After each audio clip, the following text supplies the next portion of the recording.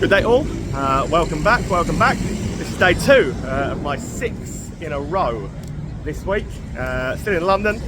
So Southwark yesterday, around Borough Market area, had a great day, found some absolute gems for you, so do please check that video out if you haven't seen it already. It was a lovely sunny day, much like today, around Southwark. And yeah, it was just a belting day, and I found a lot of London pubs that I'd never been in before, some that I'd never even heard of, some craft beer places, some old historic places, loads and loads of great pubs for you to go and view. Today, anyway, on to day 2. Big thanks to Sports Gamer Pro, by the way, for sponsoring the crawl yesterday and the crawl today.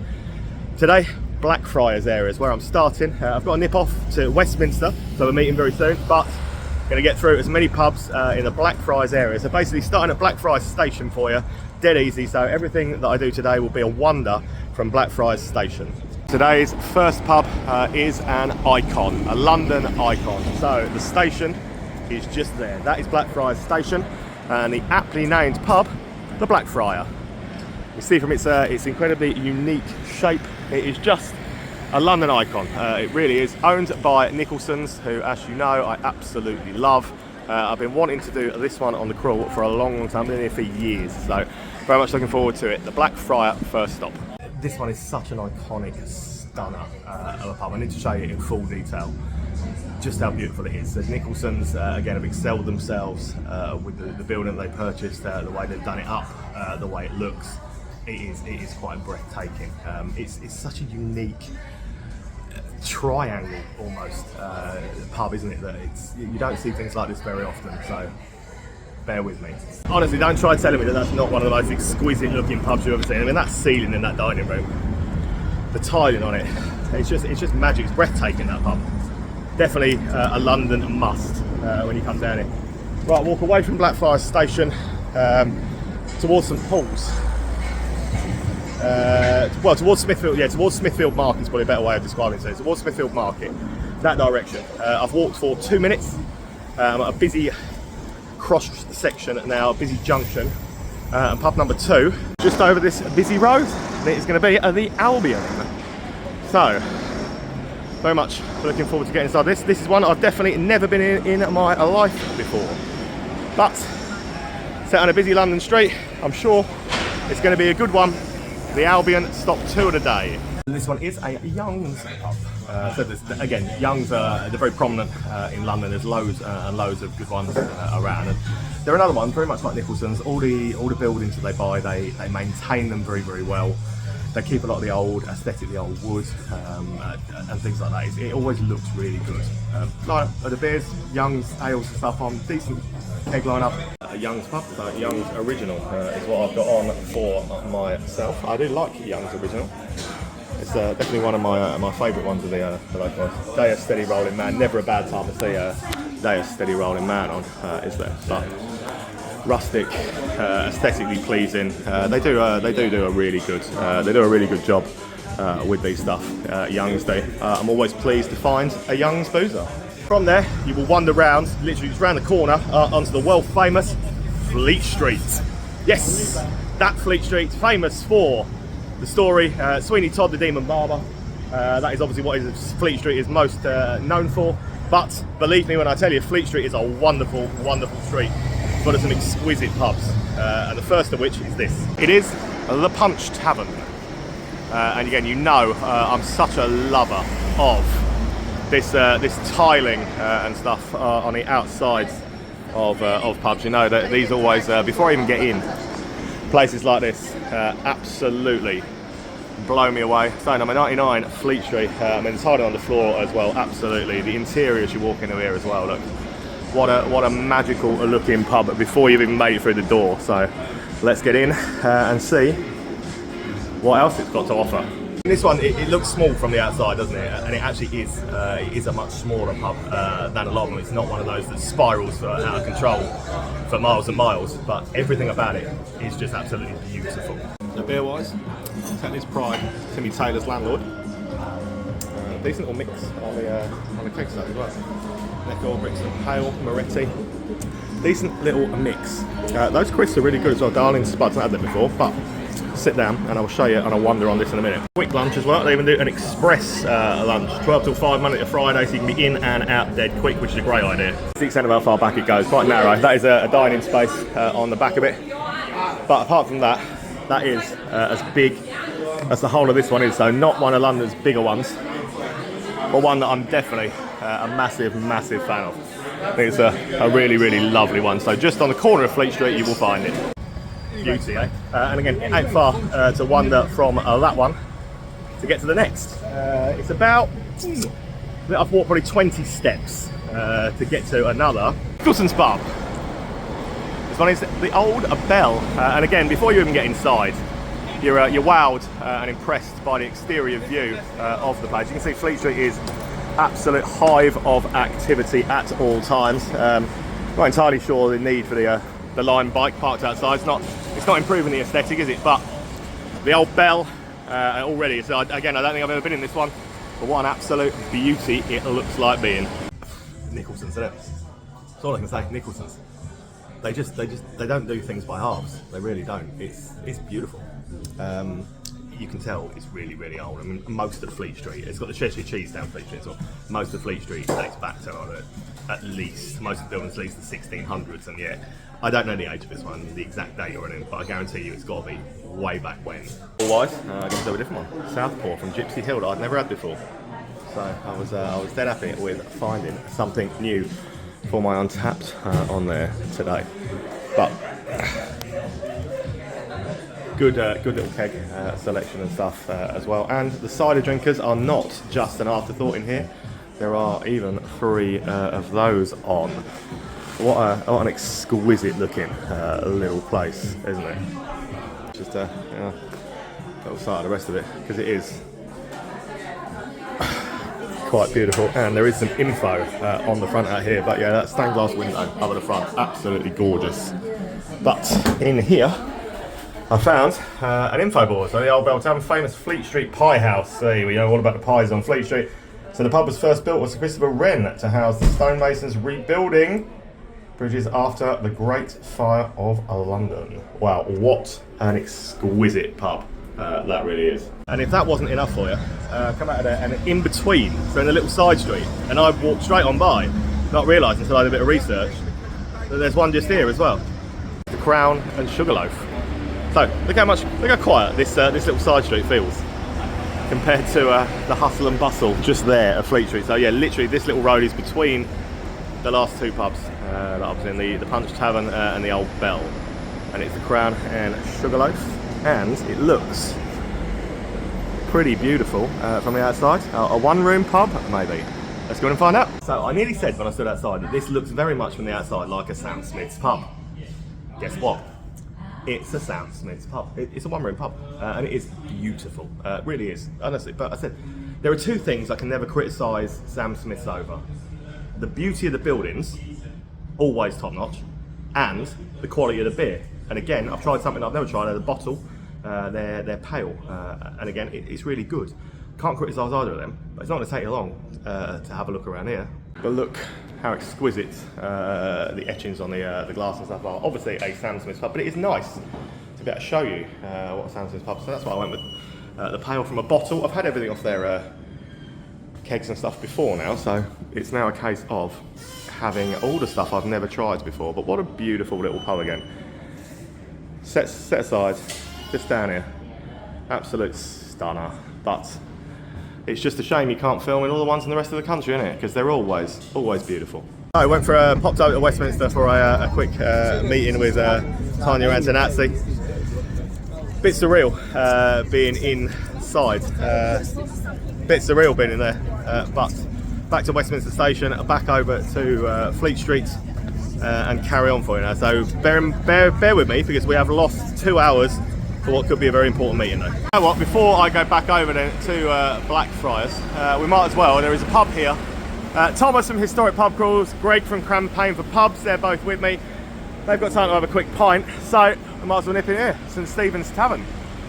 So that'll be my next stop. So it's literally the pub dead opposite Big Ben, and has the parlour where I've just been. So let's get in here.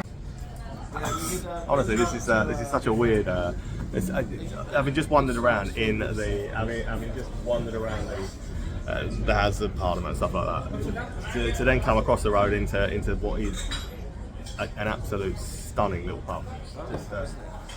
Yeah, it's quite surreal, really. This. Badger Tanglefoot is what I've gone for. Yeah, don't mind me. I do this a lot. I just wander around. I thought you were coming towards No, I just wander around. Yeah, no, I just wander around filming. Sorry, brother. Yeah, it's. I get that all the time, you know. But yeah, what a wicked looking little place. It is teeny tiny in this front room that some of they'll ever seen. But let me come over to the front door for you. So you come in here, Badger Brewery, but you come over to this bit, and it is a little cameo, Thomas from Historic Pub Crawls, as always, because we're always together. But there are two of us. We're not the same person, I promise. And then the back room look to this is. Again, another absolutely exquisite little room. So this is dead opposite Big Ben. Would not even have known there was a pub here, personally. Did not even know that there was a pub situated quite where we are right now, and a good little outdoor space at the back on it as well. So that is how close you are to Westminster. I never educate you or teach you anything on here, because obviously, right, because when you hang around with this guy, he will fill your head with bits, and you're like, that can't possibly be true. And then he'll tell you a story, and it is. So go on, tell your story. So millions of people have looked at the clock face on the Elizabeth Tower, which we most people refer to as Big Ben. The architect, when he designed it, didn't like the letter X, and so there are no Roman numerals of X on the clock face on the tower. It's an F, which doesn't mean anything in Latin or Roman numerals. It doesn't mean anything, but it's there. Like, you see it, it's there. People don't believe you, and we've all seen it and looked at it and gone, it's still 10 o'clock or whatever. It's an F. I've looked at that clock face a million times. A million times, and you've never noticed there are no X's. There what? It's an F. He's right. I hate it, and I hate him, but he's right. He's right. There is no X on that Big Ben clock face. It's not. Ludicrous. Right, it's convinced me to stay for another beer in Westminster as well, so here we go. So he's brought me to the Westminster Arms, which, as you can see, is rather busy outside at the moment. But yeah, rebuilt then in 1913, a Shepherd Neame pub. We didn't do a single Shepherd Neame pub yesterday, I don't think. So about time we got one in today. I wonder if there's an X on their clock. But yeah, I mean, I hate to admit it, but he's right. There is no X on that Big Ben clock face. So rebuilt 1913, Shepherd Neame pub. Britain's oldest brewer, so they claim to be. And up next then, the Westminster Arms. Then I promise you I will get back onto Fleet Street. So it is pretty impressive. And again, he's just pointed something out to me. So while we sat in Westminster over there, a division bell rung so that they could go and vote. So this is one of the only pubs to still have one in. So out there, don't forget to vote. The Westminster Arms is one of only 6 local pubs containing a division bell. You still alert members of Parliament a vote is about to occur. So we actually sat in Westminster and heard the division bell in there go earlier, and it is there, up on the wall. So, I mean, it's a gorgeous little boozer. I look at the stained glass and stuff up there. It's just had a refurb, according to Thomas, but they've kept it authentic. They've kept it looking absolutely phenomenal, really, haven't they? So, wonderful selection of spirits and stuff on the back. Decent little ale selection. Not that I can really get in you, but there are several cask ales that I want to bar. Snob screens over on that side, and I will now blame him, but I will now get back over to Fleet Street, I promise. I said, didn't I, that we were going to start at Blackfriars, we were going to wander, and we were just going to do whatever we can. You could do a pub crawl from Blackfriars. So ignore the 2 Westminster ones. I know they're a throwaway for the video, but I felt you should see them anyway because they were pretty special. But I'm back here. I've wandered down Fleet Street, and my next one is one that we've done. So it's the first revisit of the day, second Samuel Smith's of the day, but you'll see why. Because it is, of course, London's, in inverted commas, oldest pub. The old Cheshire Cheese, Samuel Smith's. So, in order to get in, you don't go in via the door here. You wander down Cheshire Court through this little back door. Look, it's quite a beauty. When we came and did it last time, it was very, very busy. I think I came in December, didn't I, to do the Monopoly crawl. So it was very, very busy. We'll get in and see what it's like today. But I'm sure, yeah, it already looks a lot less chaotic than it did the last time I was in here. So I'll get myself a beer and we'll show you around London's oldest pub. Being inside this one, I always find it quite surreal. It's a real like out of body experience almost, wandering around this. So just let me just take you around. The part I'm in first is called the Cheshire Bar. Sam Smith's beers, and like we showed you earlier, Sam Smith's beers. But let's face it, this place is not necessarily well known, is it, for just its beers. It's known for its history, its appeal to everyone, really, because it is just such a beautiful place. And this is the oldest part of it, obviously. When you come into this front bar up here with the old fireplace and stuff in it as well. But it's one of those you can't go wrong with. So 1667 is the year of origin on it, but yeah, look at it. It just is, isn't it? Quite the building, quite the place to be. So on the other side is the chop room, which is more of the dining side of things from what I saw last time I was here. And yeah, pretty busy again with people waiting to eat. But I mean, I've never been up those stairs, I dread to think. But if we go down, back down this way, I came from that way. It's this way, cellar bar. So under you down to the cellar bar. And so mind your head as you're coming down these stairs. I'm literally walking at an angle to get you down here. But when we get down here, trust me, it's well worth the little trip down to have a look around the cellar bar and having a wander further through. I'm pretty sure the last time I came, this gate was closed as well, so we didn't get this in last time. But incredible, isn't it? Really. This gate was closed last time I was here, so we did not even get down into what is called the wine cellar. So obviously one of London's most haunted pubs for a very good reason. When it is just breathtakingly beautiful all the way through. And thank God it's in London, so we can actually film it, unlike the Sam Smiths up and down the country, because it would be such a tragedy, wouldn't it, to not be able to show you. The temperature down here is so much lower than up there as well. What a pub, eh? Never been up the stairs. Sometimes not what you know, it's who you talk to. So, shh, but we're going to go and have a look upstairs. This one, yeah, this is the Williams room upstairs. Okay, it's so grand and it's so beautiful. This whole building, honestly, is breathtaking. The whole thing is breathtaking. It's absolutely incredible. Absolutely incredible. And this, on the other side, is the Johnson bar. So, this is one of the original copies of the dictionary. Seventh copy of the dictionary ever written. Obviously encased in glass, as you would be. These visitor books up here from people that have been in here date back. We wouldn't even like to hazard a guess how far these date back. But this, well, if I don't fall over the stool anyway, we will wander through here. So this room is a completely different vibe at the front. This room feels regal. I mean, look at this chair.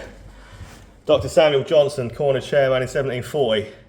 Property light, so that is that in the corner. But this room has housed world leaders, Marilyn Monroe, John F. Kennedy, Winston Churchill, all of them.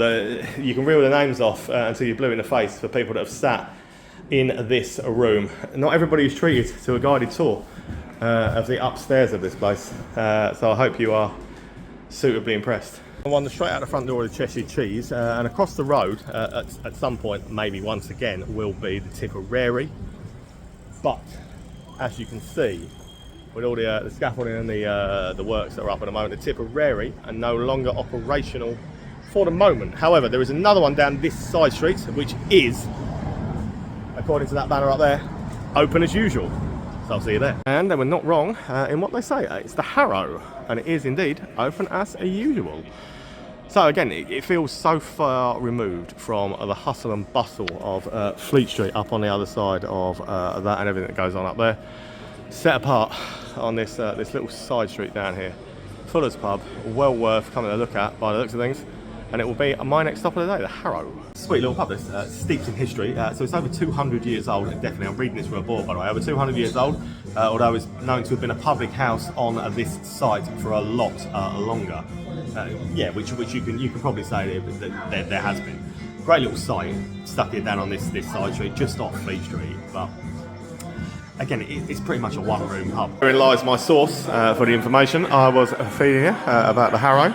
Because let's face it, I wouldn't know that, would I? So, pretty much, yeah, a one-room pub in an L shape. London Pride is clearly the cask ale of choice, but a decent little tap mix of stuff going on as well, and a pretty nice, a very nice little place. Right, so when I got back up onto Fleet Street, I ushered along to get to the Cheshire Cheese because I wanted to get there while it was still light, and I wanted to just show you round. And I think you'll agree that was probably a wise choice because now you've seen everything in there is to see. But back at where I was before I went to Westminster with some lines back up by Punch Tavern, there's another little street behind that that's got 2 or 3 more that I haven't done yet. So it's getting on, dusk is setting in. It's been a long day with a very surreal experience going to Westminster. Let's go and take in the other 3 for you for tonight, hopefully. Took some finding, but I think I found one of them. They're quite hidden, these. I think I have located Humble Grape. Sounds like a wine bar, doesn't it? I wonder if I'm suitably attired to even be let in. But here then, on the corner of St Bride's Passage, Humble Grape will be, hopefully, my next stop for you. You know what? This is a wine bar. It's hidden, and I think it's pretty much hidden away for a reason. Like they're bustling. They're busy with whatever they've got already. And the lady who served me, she said, "How did you find this?" I said, "Well, I've got a pub goes nose. I can find a pub or a wine bar anywhere I go. But you know what? I'm really glad I did come around here because it's a really nice little place. It's swanky. Beers it's a wine bar.